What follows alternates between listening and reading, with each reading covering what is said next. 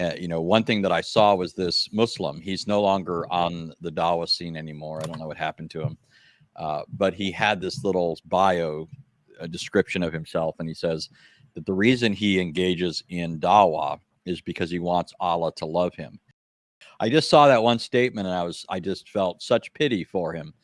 Allah's love is always posterior to, meaning it comes after and is contingent upon, it's responsive to something that man does. Your parents love you, and that's understood. And now you're living out, the love they've poured into your life, right? You want to please your parents. You want to do those things that make them happy. You want to honor them, that sort of thing.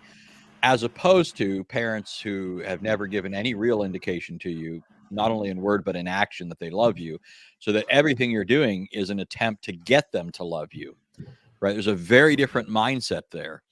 And that's what, and the glorious thing for Christians, even if you come from a background like that, when you come into Christianity, one of the things you realize is God loved you quite apart from anything you've done, so that now you're free to serve him, right? It's not like it's giving you a license to sin. It's, hey, God so loved me that he gave his own son for me when I didn't deserve it.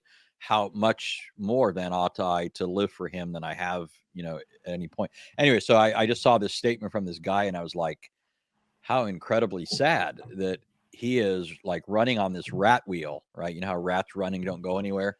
He's trying. The problem with that is you never feel like you got there, right? There's always this question: have I done enough today? Have I been good enough? Have I done enough things? Have I prayed enough? Was I sincere enough? All these questions can intrude upon your thinking, and now you worry that your status with God is imperiled. In the Bible, it says that we love him because he first loved us.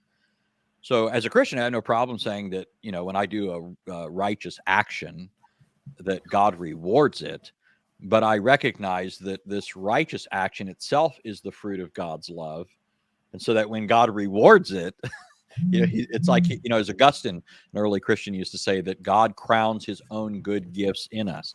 Right? God works in us both to will and to do according to his good pleasure. So God's love is prior to our love, and it's our love for him is the fruit of his love for us.